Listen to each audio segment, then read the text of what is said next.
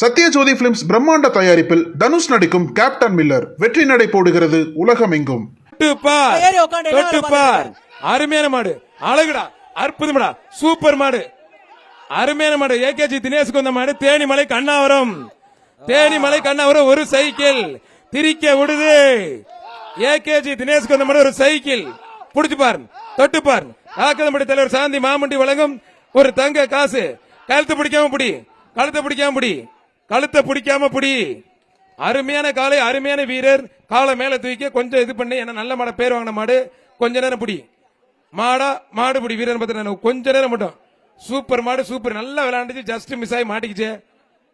இன்னும் கொஞ்ச நேரம் மட்டும் பிரதர். மாடு நல்ல மாடு, வீரர் வெற்றி பெற்றார்.